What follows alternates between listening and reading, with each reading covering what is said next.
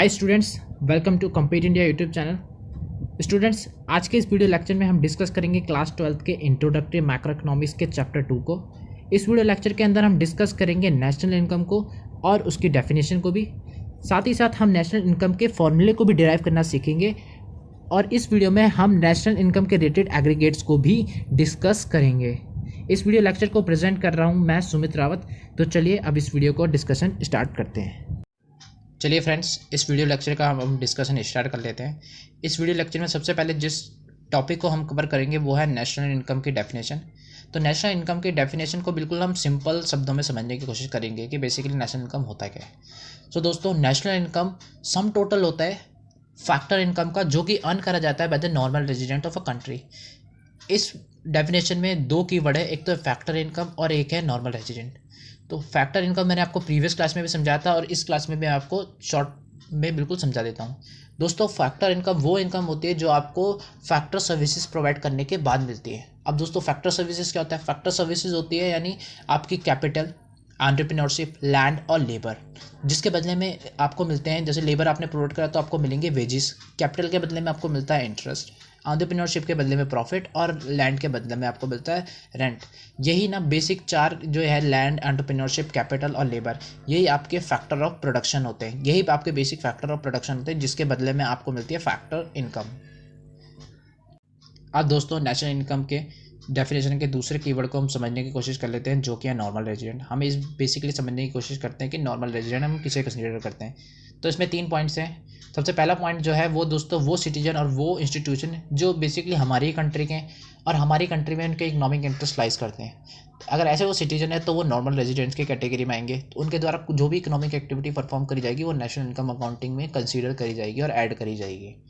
दूसरा है दोस्तों वो सिटीजन जो दूसरी कंट्री के हैं बट वो हमारी कंट्री में आके रिसाइड कर रहे हैं और उन्होंने 1 साल से ज़्यादा समय हो गया है और जो उनका इकोनॉमिक इंटरेस्ट है वो भी हमारी ही कंट्री के लिए लाई करता है। तो वो दोस्तों वो भी नॉर्मल सिटीजन की, नॉर्मल रेजिडेंट की कैटेगरी में ही कंसिडर करे जाएंगे। तीसरा पॉइंट है दोस्तों वो सिटीजन, हमारे जो वो सिटीजन जो कि अब्रॉड में रहने जिन्हें 1 साल से ज़्यादा समय नहीं हुआ है और जो उनका इकोनॉमिक इंटरेस्ट है वो हमारी कंट्री के लिए लाई करता है। तो वो भी दोस्तों नॉर्मल रेजिडेंट की कैटेगरी में ही आएंगे। और नॉर्मल रेजिडेंट्स जो भी इकोनॉमिक एक्टिविटी परफॉर्म करेंगे और जो भी फैक्टर इनकम अर्न करेंगे वो ही केवल नेशनल इनकम में इंक्लूड करा जाएगा।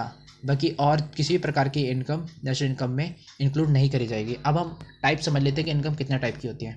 तो इनकम बेसिकली 2 टाइप की होती है, एक तो होती है फैक्टर इनकम और दूसरी होती है ट्रांसफ़र इनकम। फैक्टर इनकम मैंने आपको अभी पिछली स्लाइड में समझाया था कि वो इनकम जो कि हम फैक्टर सर्विसेज प्रोवाइड करने के बाद अर्न करते हैं, जो कि होती है वेजेस, इंटरेस्ट, प्रॉफिट और रेंट। अब हम दोस्तों बात कर लेते हैं दूसरे टाइप की जो होती है ट्रांसफ़र इनकम। तो ट्रांसफ़र इनकम बेसिकली वो इनकम होती है जो यूनिलैटरल होती है, जो वन साइडेड होती है, जिसके लिए कोई भी इकोनॉमिक एक्टिविटी परफॉर्म नहीं करेगी, जिसके लिए कोई भी फैक्टर सर्विसेज प्रोवाइड नहीं करेगा, वही इनकम जो होती है ट्रांसफ़र इनकम कहलाती है। जैसे लाइक चैरिटी, ग्रांट्स, गिफ्ट्स, ये सारे के सारे ना ट्रांसफ़र इनकम होती है।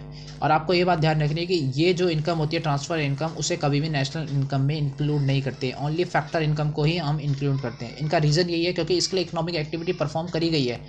इसकी वजह से इन फैक्टर सर्विसेज प्रोवाइड करने की वजह से एक इकोनॉमिक एक्टिविटी जनरेट हुई, जिसकी वजह से एम्प्लॉयमेंट जनरेट हुआ, गुड्स एंड सर्विसेज प्रोड्यूस हुई, ये सब चीज़ें प्रोड्यूस हुई। इसलिए ही फैक्टर इनकम को ही केवल नेशनल इनकम अकाउंटिंग में इंक्लूड करा जाता है, जो कि नॉर्मल रेजिडेंट्स द्वारा ही।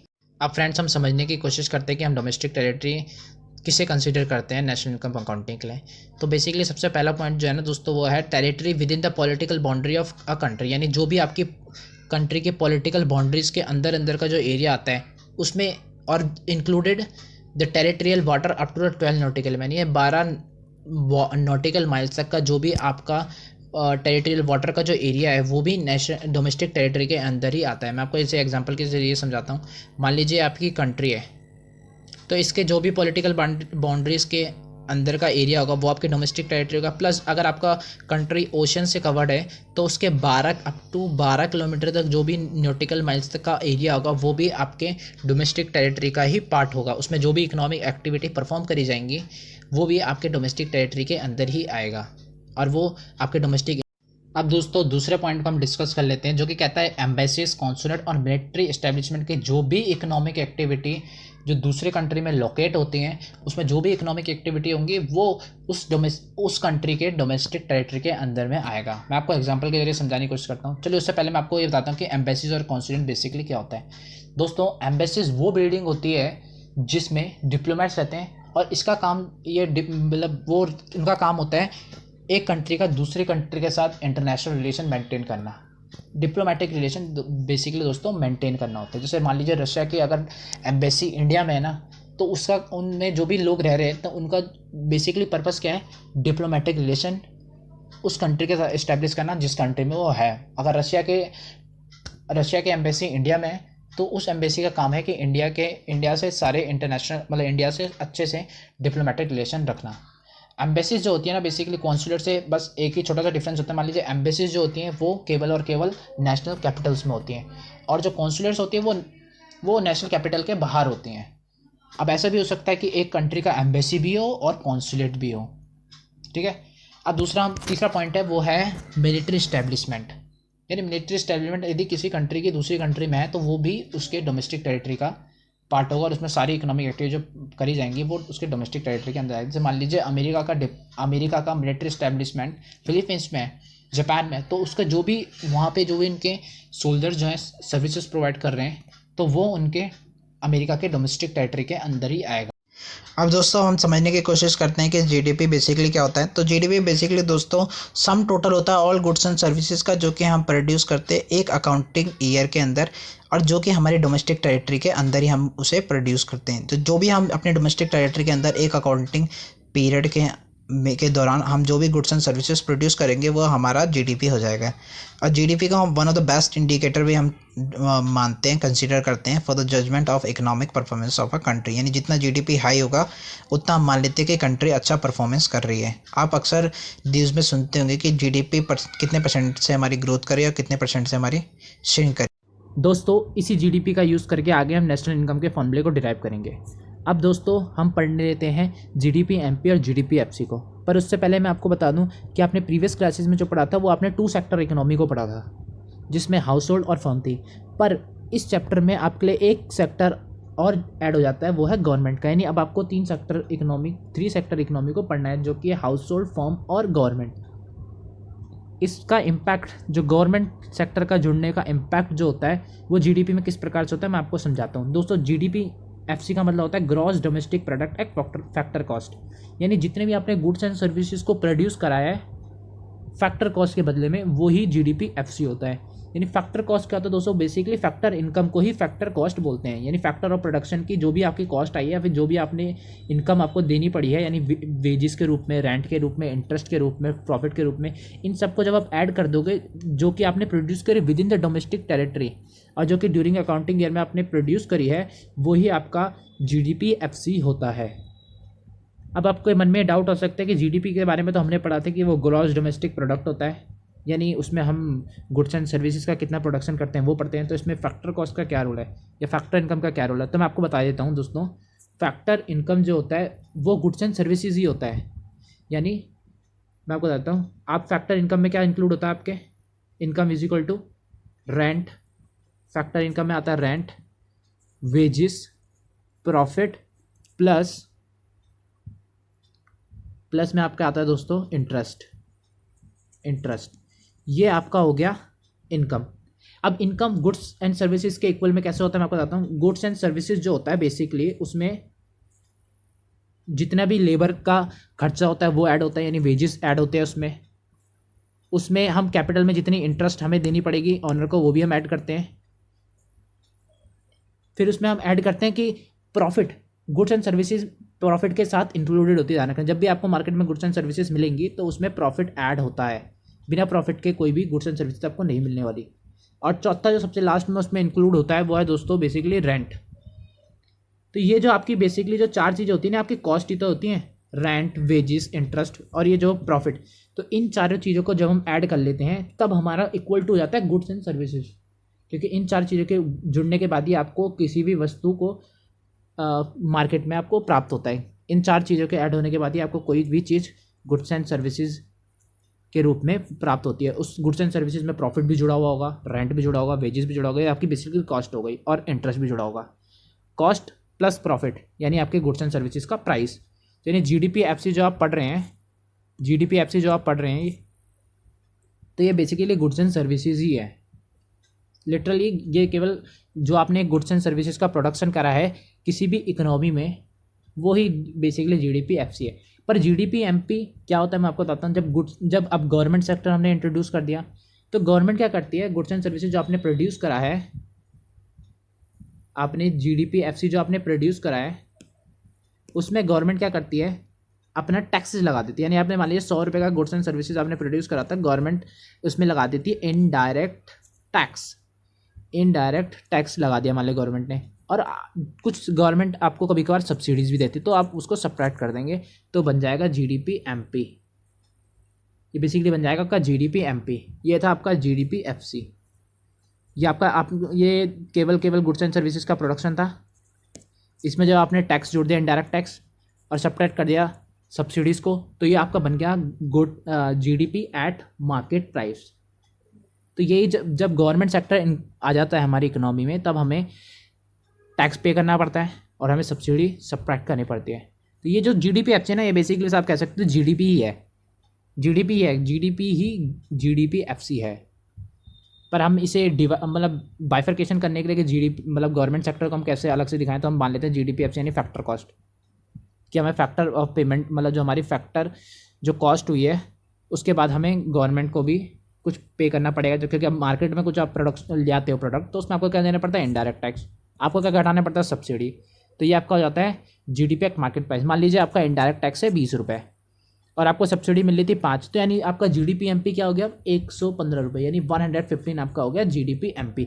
आई होप आपको ये अच्छे से समझ में आएगा डिफरेंस कि GDP-MP और GDP-FC क्या होता है। अब यहाँ पे कुछ मिस्टेक हो गई है, ये जो मैंने इसे गलती से एक्सक्लूसिव लिख दिया है, तो ये एक्सक्लूसिव नहीं इंक्लूसिव है।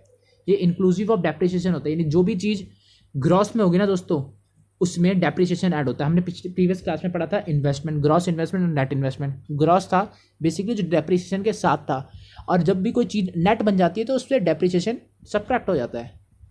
जब डेप्रिसिएशन सब्ट्रैक्ट हो जाएगा तो जो GDP है, मैं आपको आगे बताऊंगा। अब इस स्लाइड में पढ़ते हैं हम कि एग्रीगेट रिलेटेड टू इनकम। तो इसमें आपको बताता हूँ कि ये जो G है, ग्रॉस डोमेस्टिक प्रोडक्ट, इसे हम NDP-FC में कैसे कन्वर्ट करेंगे। अभी हमने ये GDP-FC को हमने कन्वर्ट करना सीख लिया GDP-MP में।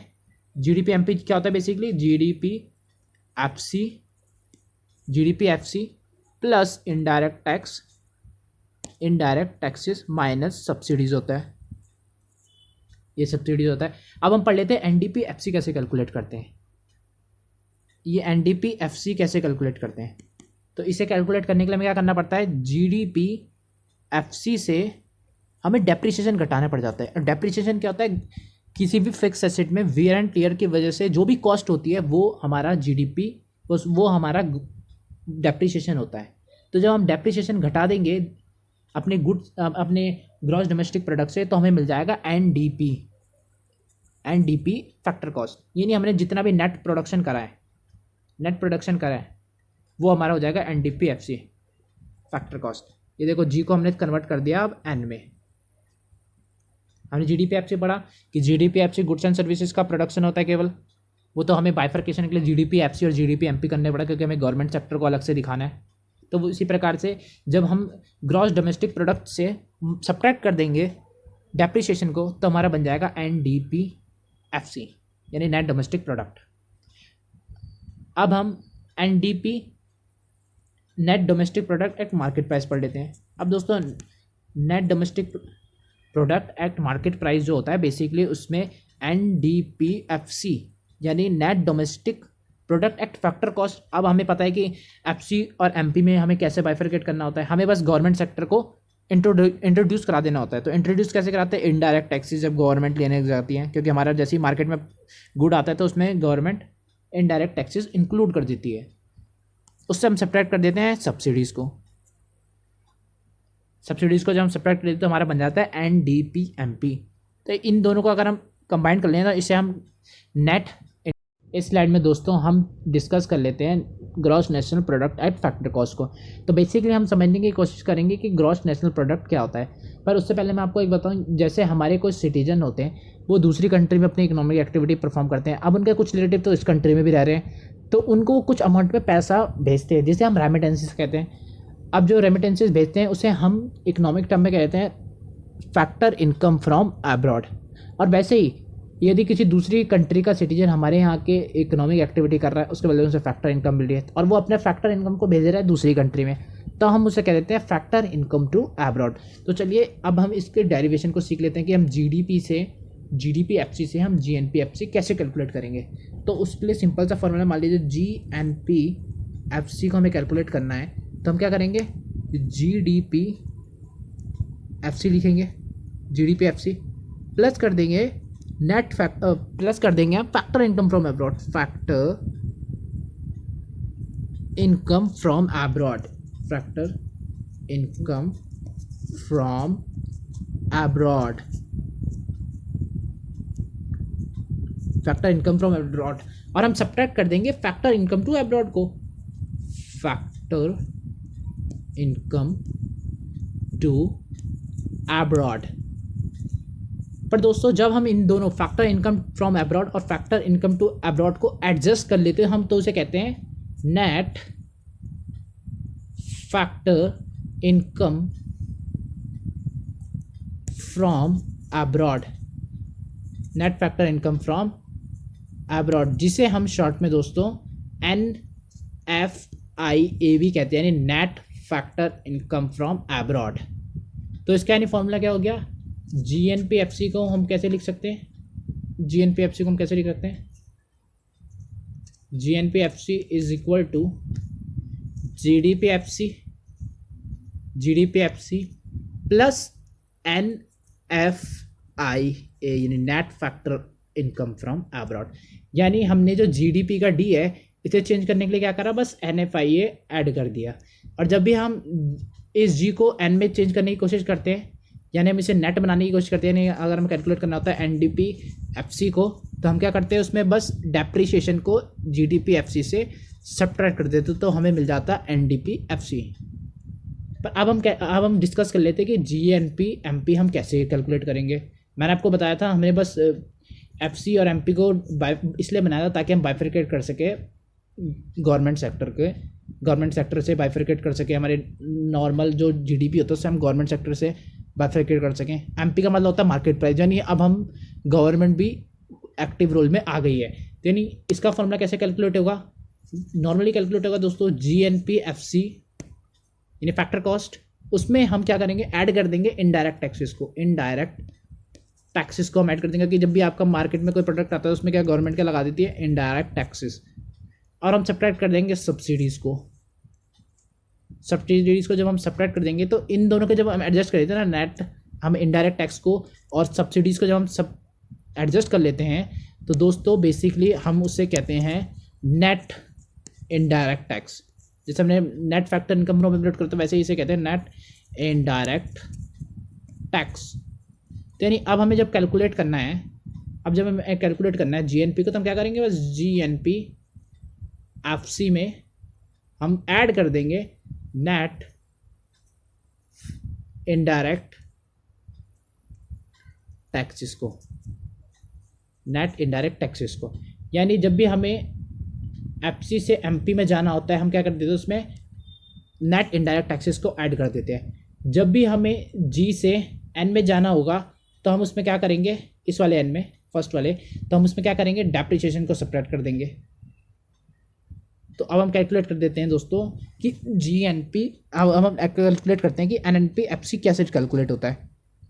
मान लीजिए आपके पास मिला हुआ है आपको जीएनपीएफसी, ठीक है। अब आपको इसको बस नेट में चेंज करना है। नेट में मैंने आपको बताया पहले वाले जब एन को चेंज करना था हम उससे क्या कर देते हैं, डेप्रिसिएशन सब्ट्रैक्ट कर देते हैं। तो ये जीएनपीएफसी बन जाएगा एनएनपीएफसी, सिंपल। पर आपके मन में डाउट पे आ सकता है कि यदि हमें केवल जीडीपी दे रखा हो। अब दोस्तों मैं आपको बता देता हूँ, हाँ उससे पहले, कि ये एनएनपीएफसी जो होता है आपका नेशनल इनकम होता है। एनएनपीएफसी को ही नेशनल इनकम कहते हैं। अब इसे NNP-FC को ही नेशनल इनकम क्यों कहते हैं वो मैं आपको डिस्कस करता हूँ। उससे पहले मैं आपको बता देता हूँ कि यदि आपको GDP दे रखा हो, GDP-FC, केवल GDP-FC, जिसे हम लिटरली केवल GDP भी कह सकते हैं, वो तो बस बाइफरकेट करने के लिए कि गवर्नमेंट सेक्टर आ गया इकोनॉमी में, हम FC और MP में चेंज कर लेते हैं, बाइफरकेट कर लेते हैं मीन से, यानी आपको GDP-FC मिला हुआ है। अब आपको दोस्तों पहले इस G को क्या किस में चेंज करना है, N में। तो क्या करेंगे हम N में चेंज करने के लिए डेप्रिसिएशन सब्ट्रैक्ट कर देंगे। ये कर दिया हमने डेप्रिसिएशन सब्ट्रैक्ट, तो यानी ये अब हो गया NDP-FC, ठीक है। अब हमें इस D को N में भी चेंज करना है, इस वाले N में, सेकंड वाले N में। तो हम क्या करेंगे, इस N में चेंज करने के लिए यानी नेट नेशनल बनाने के लिए, नेशनल डोमेस्टिक से नेशनल बनाने के लिए net factor income from abroad को ऐड कर देंगे। इसे ऐड करना है, net factor income from abroad को हमने ऐड कर दिया। तो ये क्या बन गया हमारा NNP-FC, और इसे ही हम नेशनल इनकम की बोलते हैं दोस्तों। NNP-MP को नेशनल इनकम की नहीं बोलते दोस्तों। बेसिकली जो अलग अलग गवर्नमेंट जो होती है ना दोस्तों, वो अपने अपने हिसाब से टैक्स लगाती है। अब कोई गवर्नमेंट तो लगा रही है इनडायरेक्ट टैक्स बहुत ज़्यादा, यदि कोई इनडायरेक्ट टैक्स कोई गवर्नमेंट बहुत ज़्यादा लगाएगी तो क्या हो जाएगा, उनका जो NNP-MP यानी नेशनल इनकम, तो अगर हम NNP-MP को नेशनल इनकम मानते हैं, उनका बहुत ज़्यादा जाता। अब ये तो फिर मतलब एक तरीके से चीटिंग हो जाती, कोई फिर तो कंट्री ज़्यादा अपना टैक्स लगाने लग जाती ताकि उनका नेशनल इनकम ज़्यादा है। और दूसरा इसलिए क्योंकि ये फैक्टर कॉस्ट होती है, ये केवल फैक्टर कॉस्ट को दिखाती है, नहीं आपकी जो भी आपने सर्विसेज प्रोवाइड करी है ना, उसके बदले जो आपको इनकम मिली है, फैक्टर कॉस्ट यानी फैक्टर इनकम जो आपको मिली है, तो वो केवल NNP-FC ही दिखाता है, NNP-MP नहीं दिखाता। क्योंकि NNP-MP तो आपका मार्केट प्राइस दिखाता है, जिसमें गवर्नमेंट अपना रोल प्ले करती है, गवर्नमेंट अपना इनडायरेक्ट टैक्सेस लगाती है। अब कोई गवर्नमेंट अपना इनडायरेक्ट टैक्सेस बहुत ज़्यादा लगाने लग जाए तो उनका तो नेशनल इनकम ज़्यादा आने लग जाएगा, जो कि सही बात तो नहीं है। इसलिए हम हमेशा NNP-FC को ही नेशनल इनकम कंसीडर करते हैं और नेशनल इनकम हम मानते हैं, क्योंकि एक तो इसमें फैक्टर कॉस्ट है, यानी यही फैक्टर इनकम है, सिंपल सी बात है। और दूसरा रीज़न ये है कि मतलब इनडायरेक्ट टैक्सेस कोई गवर्नमेंट अपना लगाने लग जाएगी, फिर तो मतलब प्रॉब्लम हो जाएगी। तो NNP-FC को आपको ध्यान रखना है हमेशा कि इसे ही हम नेशनल इनकम बोलते हैं, इसे ही हम इसके कैलकुलेशन को ही हम नेशनल इनकम बोलते हैं। तो हमने दोस्तों अभी सीखा कि हमने GDP से इसे कैसे इस फॉर्मूले पे ड्राइव करा, GDP से हमने कैसे फॉर्मूले को ड्राइव करो, आप समझ गए होंगे आई होप। अब हम समझ लेते हैं NNP-MP कैसे होता है। NNP-MP कैसे कैलकुलेट होता है, GDP से समझने की कोशिश करते हैं, यानी GDP-FC से समझने की कोशिश करते हैं, GDP-FC से ही, GDP-FC से। देखो आपको क्या करना है, सबसे पहले G को चेंज करना है N में, तो यानी क्या करेंगे, ग्रॉस को चेंज करना है नेट में चेंज करने के लिए क्या करेंगे, डेप्रिसिएशन सब्ट्रैक्ट कर देंगे, ग्रॉस से बन गया नेट। अब डोमेस्टिक से, अब आपको डोमेस्टिक से पहुंचना है नेशनल में। अब नेशनल में पहुंचने के लिए क्या करेंगे दोस्तों, वही करेंगे, NFIA को ऐड कर देंगे, कुछ नहीं करेंगे बस NFIA ऐड हो गया, national income from abroad, net factor income from abroad को हमने ऐड कर लिया, तो बन गया NNP-FC बन गया। अब तक तो NNP-FC है। फिर हमें NNP-MP करना है, तो हमें क्या करेंगे, नेट, अब हमें मार्केट में आ गया गुड हमारा, तो हम क्या करेंगे, नेट इनडायरेक्ट टैक्सेस को हम ऐड कर देंगे, तो बन गया हमारा NNP-MP। तो दोस्तों आई होप अब आपको समझ में आ गया होगा, ये जितने भी हमारे नेशनल इनकम के एग्रीगेट के जो aggregate related to national income, I hope आपको समझ में आ गया होगा।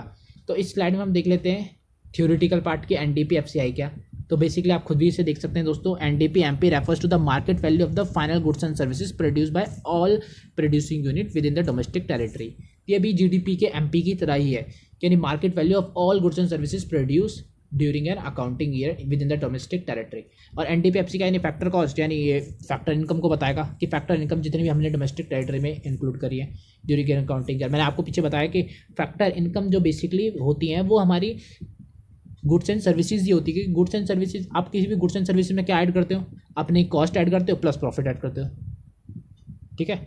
कॉस्ट प्लस प्रॉफिट हो गया आपका इनकम, किसी गुड्स की, आई मीन टू से किसी गुड्स का प्राइस हो गया। आई होप दोस्तों आपको ये वीडियो लेक्चर समझ में आ गया होगा और आपने सारे इंपॉर्टेंट पॉइंट अपने नोटबुक में नोट कर लिए होंगे। नेक्स्ट वीडियो में दोस्तों हम चैप्टर 2 के कुछ इंपॉर्टेंट टॉपिक्स को कवर कर लेंगे। तब तक ले आप जितना भी मैंने कराया उसे रिवाइज कर लें, और यदि आपको ये वीडियो अच्छा लगा हो तो आप इस वीडियो को लाइक कर दें और चैनल को भी सब्सक्राइब कर दें, ताकि आगे आने वाली